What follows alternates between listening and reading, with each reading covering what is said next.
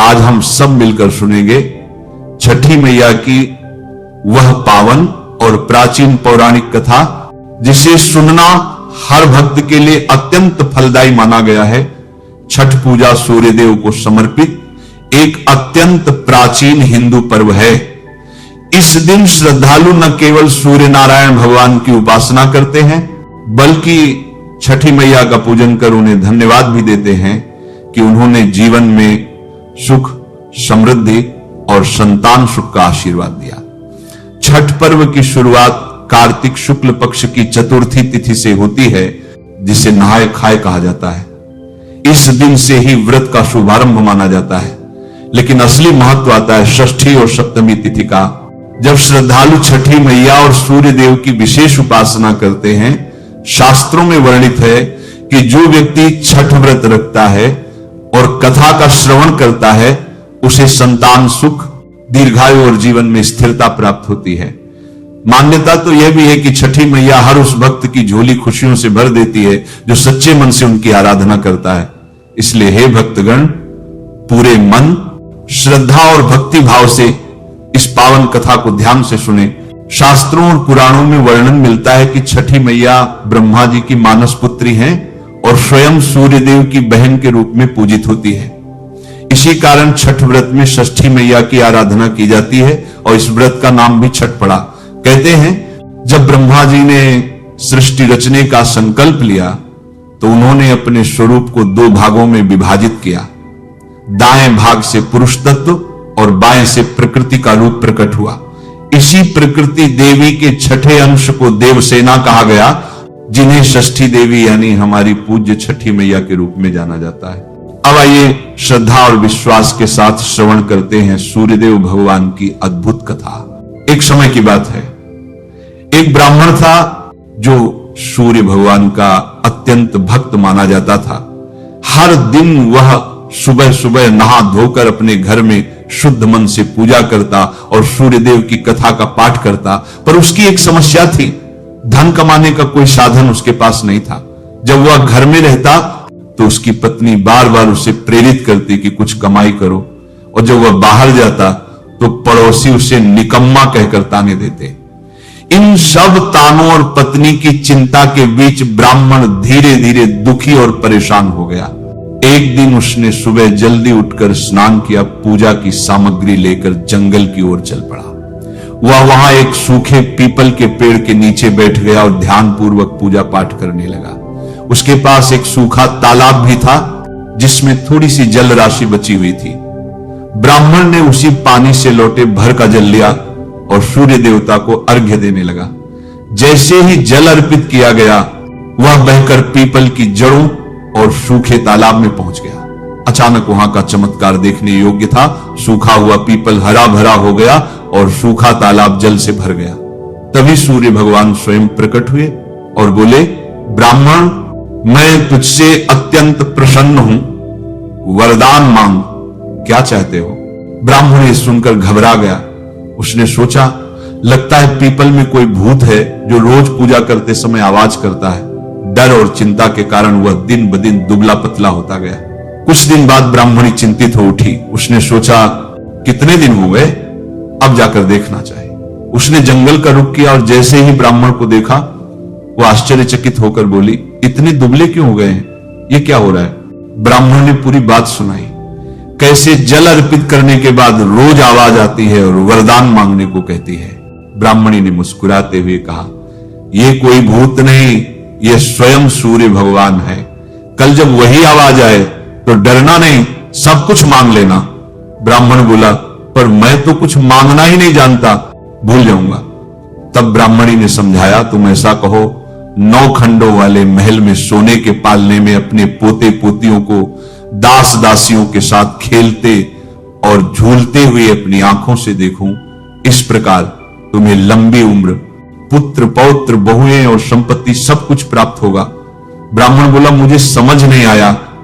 तब ब्राह्मणी ने फिर समझाया, धन होगा तभी सोने का पालना बनेगा, दास दासियां होंगी तब तुम अपने पोते पोतियों को झूला झूला पाओगे, बेटे और बहुएं होंगी तभी परिवार में वंश बढ़ेगा। ब्राह्मण ने कहा, ठीक है, अब मुझे सब कुछ समझ में आ गया।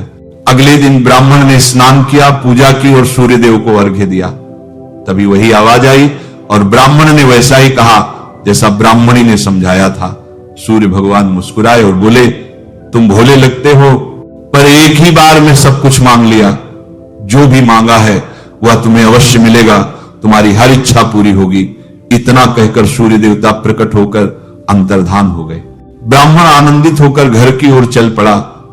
घर पहुंचते ही उसने देखा जहां पहले टूटी फूटी झोपड़ी थी, वहां अब 9 खंडों वाला भव्य महल खड़ा था। दास दासियां सेवा में लगी थी और महल में रौनक थी। ब्राह्मण ने पूछा, मेरी झोपड़ी कहां गई? और मरी ब्राह्मणी। तभी महल से एक सुंदर स्त्री बाहर निकली, सज धज कर रत्न आभूषणों से सजी हुई। वह मुस्कुराई और बोली, आइए स्वामी, यह आपका ही घर है। सूर्य भगवान ने आपकी हर मनोकामना पूरी कर दी है। ब्राह्मण ने जब देखा कि उसके पास इतनी संपत्ति और धन आ गया है, तो वह थोड़े विचार में पड़ गया और बोला, इतना सारा धन हम इसका क्या करेंगे? तब उसकी पत्नी मुस्कुराई और कहा, धन से क्या नहीं किया जा सकता, हम इसका उपयोग दान पुण्य में करेंगे, यज्ञ और होम करेंगे, भूखों को भोजन कराएंगे, जरूरतमंदों की मदद करेंगे, भूखों को प्याऊ लगाएंगे और धर्मशालाओं का निर्माण करेंगे। ब्राह्मण ने अपनी पत्नी की बात मानी और वैसा ही किया। अविश्वसनीय रूप से थोड़े ही समय में पूरी प्रजा, राजा तक उस ब्राह्मण के गुणगान करने लगी। सब उसकी ईमानदारी, धर्म और उदारता की तारीफ करने लगे। जब ये बात राजा तक पहुंची तो वह आश्चर्यचकित होकर ब्राह्मण को बुलाया और बोला, कल तक आपके हालात इतने खराब थे और आज अचानक इतनी संपत्ति कहां से आई? क्या आपने चोरी की, डाका डाला या कोई अन्य उपाय किया? सच सच मुझे सब कुछ बताइए। ब्राह्मण ने विनम्रता से उत्तर दिया, महाराज, ना तो मैंने चोरी की, ना डाका डाला, ये सब सूर्य भगवान की कृपा से मुझे मिला है। ब्राह्मण ने राजा को सारी घटना विस्तार से बताई और सूर्यदेव की पूजा विधि भी समझाई। राजा ने वैसा ही किया। अद्भुत रूप से उसी 10वें महीने राजा के घर सुंदर पुत्र का जन्म हुआ। अब तो पूरे राज्य में लोग सूर्य भगवान की जय जयकार करने लगे। हे भक्तों, जैसे सूर्य भगवान ने ब्राह्मण और राजा की मनोकामना पूरी की, वैसे ही वे हर सच्चे भक्त की इच्छाओं को पूर्ण करते हैं। तो आइए हम सब मिलकर सूर्यनारायण भगवान की जय बोले और उनका आशीर्वाद पाएं। सूर्यदेव भगवान की जय, छठी मैया की जय। बहुत समय पहले की बात है, एक विधवा महिला रहती थी जिसके एक पुत्र था। ये महिला छठी मैया की परम भक्त मानी जाती थी और हर साल श्रद्धा भाव से छठी माता का व्रत किया करती थी। धीरे धीरे उसका पुत्र बड़ा हो गया और वृद्धा ने अपने बेटे की शादी कर दी। पर बहू कुछ नई सोच और आधुनिक विचारों वाली थी। पूजा पाठ में उसका कोई विश्वास नहीं था। एक बार बूढ़ी अम्मा छठ माता की पूजा की तैयारी कर रही थी। उसका बेटा आम की लकड़ी तोड़कर ला रहा था और पूजा की सामग्री बाजार से ला रहा था। ये सब देख रही उसकी बहू जोर जोर से हंसने लगी और बोली, अम्मा, दुनिया कहां से कहां पहुंच गई है और आप वहीं की वहीं बैठी हो। लोग आसमान छू रहे हैं और आप अभी भी इतने अंधविश्वासी हो कि सिर्फ व्रत और पूजा पाठ पर ध्यान दे रही हो। इन सब बातों में कोई सार नहीं है। का बूढ़ी अम्मा पर कोई असर नहीं हुआ। अम्मा अपनी ही श्रद्धा में मस्त थी। जब बूढ़ी अम्मा छठ पूजा के व्रत की तैयारी करने लगी तो बहू ने कहा, ये सब बेकार की बातें हैं, इनमें कोई फायदा नहीं। इस उम्र में अगर तुम 3 दिन तक भूखी रहोगी तो बीमार पड़ जाओगी और अपनी सेहत बिगाड़ लोगी। अपनी बहू की बातें सुनकर बूढ़ी अम्मा मन ही मन मुस्कुराने लगी और बोली, बेटा, शादी के बाद मेरी संतान नहीं हुई थी, तभी मैंने यही व्रत किया था और छठी मैया ने प्रसन्न होकर मुझे संतान का आशीर्वाद दिया। तुम्हें पता है, तुम्हारा पति भी छठी मैया का ही प्रसाद है। यह अंधविश्वास नहीं बल्कि माता का प्रत्येक कण में निवास है। तुम मेरी बात मानो और मेरे साथ छठी मैया का व्रत करो। मैं चाहती हूं कि तुम्हारी गोद भी जल्दी से भर जाए। अगर तुम छठी मैया की पूजा और व्रत करोगी तो माता के आशीर्वाद से संतान अवश्य प्राप्त होगी। लेकिन उस नई सोच वाली बहू पर सास की बातों का रत्ती भर भी असर नहीं हुआ। वह मुंह बिचकाकर हंसी और बोली, मुझे क्या दुख है जो मैं पूजा पाठ करूं? मेरे पास सब कुछ है, सुंदर पति, सोने सा घर, ढेर सारा धन, पूरे गांव में मेरे जैसी सुखी स्त्री कोई नहीं। तो फिर मैं क्यों 3 दिन तक भूखी रहूं? सास ने उसे बार बार समझाया, पर बहू के कान पर जूं तक न रेंगी। वह तो नास्तिकता के नशे में चूर बार बार छठी मैया की निंदा करती रही। तभी उसका पति वहां आ गया। उसने भी प्यार से कहा, देखो, देवी देवताओं के सामने अहंकार कभी नहीं करना चाहिए। मां के व्रत में हाथ बटाओ, श्रद्धा से मनाओ, चाहो तो तुम भी व्रत रख लो। पर बहू का हृदय जैसे पत्थर हो गया था। उसने पति की बात तक अनसुनी कर दी। पति ने कई बार समझाया, आखिर थक कर बोला, ठीक है, तुम्हारी मर्जी। मैं तो मां के साथ घाट सजाने जा रहा हूं ताकि मां छठी मैया के चरणों में शीश झुका सके। बेटा हाथ में कुंडल उठाकर घाट की ओर चला गया और पूरे मन से सजावट में जुट गया। मां बेटे ने मिलकर आम की लकड़ी से हवन की तैयारी की ताकि शीश झुका सके। घर को गाय के गोबर से लीपा और पूरी भक्ति से व्रत की शुरुआत की। लेकिन बहू को यह सब देखकर बड़ी झुंझलाहट हुई। वह ताना मारकर बोली, ना जाने कैसा त्योहार है ये, पूरा घर गोबर से भर दिया। अब तो इस घर में रहना मुश्किल हो गया। उसने पति से कहा, तुम अपनी मां को समझाते क्यों नहीं? ये सब बेकार के अंधविश्वास हैं। पति ने शांत स्वर में कहा, मां से कुछ मत कहो, जो कहना है मुझसे कह लो। अब जल्दी से तैयार हो जाओ, पूजा का समय हो गया है। तीनों घाट की ओर निकल पड़े। बूढ़ी अम्मा गीत गाते हुए चल रही थी। आंखों में आस्था की चमक थी, पर बहू उदासीन भाव से चल रही थी, जैसे सब बोझ लग रहा हो। घाट पर पहुंचकर बेटा बोला, आओ मां के साथ बैठ जाओ। पर बहू ने तुनक कर कहा, मैं यहां नहीं बैठने वाली, मैं तो मेला देखने आई हूं। और वो वहां से चली गई।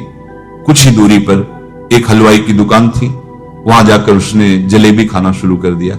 पति ने देखा तो बोला, ये क्या कर रही हो?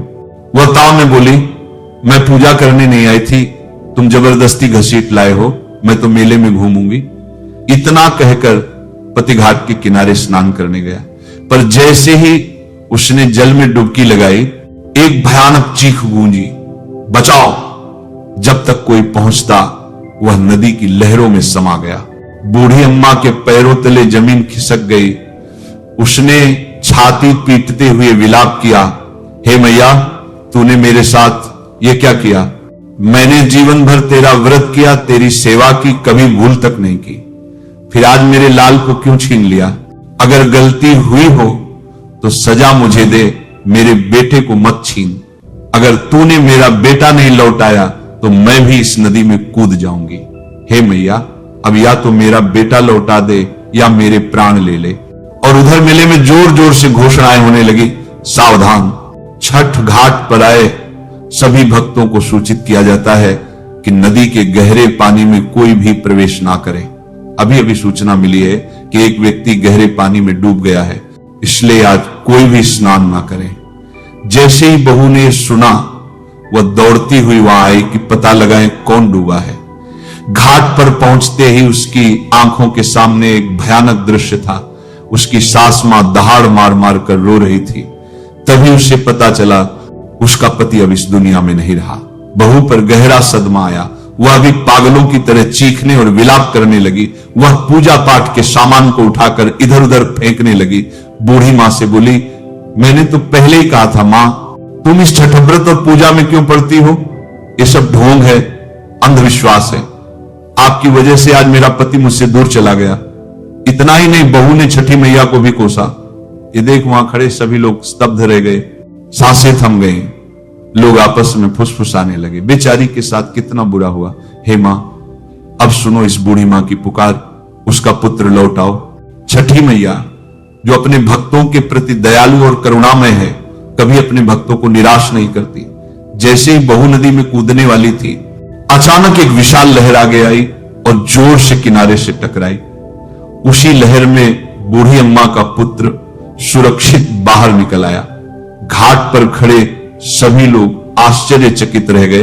आंखों में विश्वास की चमक और खुशी के आंसू थे। बूढ़ी अम्मा जोर जोर से रो पड़ी, वहीं बहू भी अपनी खुशी के आंसू रोक नहीं पाई। तभी बादलों की गर्जना के साथ आकाशवाणी हुई।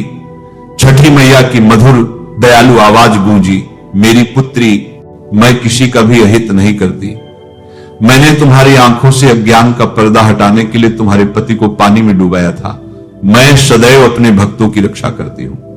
इस कलयुग में जो भी भक्त सच्चे मन से मेरी पूजा करता है, मैं उसकी सभी मनोकामनाएं पूर्ण करती हूं। तुमने अपनी सास की पूजा और व्रत को मजाक बनाया, यह ठीक नहीं था। यह सुनकर बूढ़ी अम्मा की बहू फटाफट छठी मैया से माफी मांगने लगी। हे मां, मुझसे गलती हो गई। आज से मैं अपनी सास के साथ आपके व्रत और पूजा को पूरे श्रद्धा भाव से करूंगी, मुझे क्षमा कर दीजिए। अज्ञानतावश मुझसे बड़ी गलती हुई। ये शब्द देखकर वहां खड़े सभी लोग आश्चर्यचकित रह गए और फिर माता के जयकारे लगाने लगे। जय छठी मैया, जय छठी मैया। इस दृश्य को देखकर बूढ़ी अम्मा अत्यंत प्रसन्न हुई। उसने अपने पुत्र और बहू के साथ खुशी खुशी छठी मैया की पूजा की। उसके बाद बहू भी हर साल अपनी सास के साथ छठी मैया का व्रत और पूजा करने लगी। छठी मैया की कृपा से उसे भी पुत्र रत्न की प्राप्ति हुई। इस तरह बूढ़ी अम्मा और उसका परिवार छठी माता के पूजा पाठ से सुखी और संपन्न बन गए। बोलो छठी मैया की जय। आइए अब हम श्रवण करते हैं छठी मैया की पौराणिक कथाएं। पुराणों में वर्णित है कि राजा प्रियव्रत का कोई संतान नहीं थी। तब महर्षि कश्यप ने राजा के यहां पुत्र प्राप्ति के लिए यज्ञ का आयोजन किया। महर्षि ने यज्ञ में दी जाने वाली खीर को राजा की पत्नी मालिनी को खाने के लिए कहा। खीर के प्रभाव से राजा और रानी को पुत्र प्राप्त हुआ, लेकिन दुर्भाग्यवश वह शिशु मृत जन्मा। तब पुत्र ने माता से कहा, मैं सृष्टि की मूल प्रवृत्ति के छठे अंश से उत्पन्न हुआ हूं, इसीलिए मुझे षष्ठी कहा जाता है। माता ने राजा को अपने पूजन का आदेश दिया और सभी को भी इसे करने के लिए प्रेरित किया। राजा ने श्रद्धा भाव से षष्ठी का व्रत रखा और शीघ्र ही पुत्र रत्न की प्राप्ति हुई। इस दिन कार्तिक शुक्ल षष्ठी तिथि थी, तभी से छठी मैया की पूजा की परंपरा आरंभ हुई। एक दूसरी कथा के अनुसार महाभारत काल में कुंती पुत्र कर्ण दानवीर थे। कर्ण सिर्फ माता कुंती के पुत्र ही नहीं, अपितु सूर्यदेव के पुत्र भी थे। सूर्यदेव की कर्ण पर विशेष कृपा थी। कर्ण प्रातः काल उठकर सूर्यदेव को अर्घ्य देते थे। यहीं से सूर्य अर्घ्य देने की परंपरा का आरंभ हुआ। ग्रंथों में यह भी उल्लेख मिलता है कि कुंती और द्रौपदी भी छठ व्रत करती थी। कहा जाता है कि द्रौपदी के छठ पूजा करने के बाद ही पांडवों को उनका हारा हुआ राज्यपाट वापस मिला। मार्कंडेय पुराण में वर्णन है कि छठी मैया प्रकृति की अधिष्ठात्री देवी हैं और साथ ही सूर्य देव की बहन भी मानी जाती है। छठी मैया संतान सुख, संतान की दीर्घायु और सौभाग्य देने वाली माता है। जब बच्चे के जन्म के छठे दिन उसका छठी पूजन होता है, तब इन्हीं माता का स्मरण किया जाता है। छठी मैया की कृपा से न केवल संतान को सभी सुख सुविधाएं प्राप्त होती हैं, बल्कि जीवन में आने वाले संकट और कष्ट अपने आप दूर हो जाते हैं। तो ये थी छठ पर्व की पावन कथा, जिसे सुने बिना आपकी छठ पूजा पूर्ण मानी जाती है।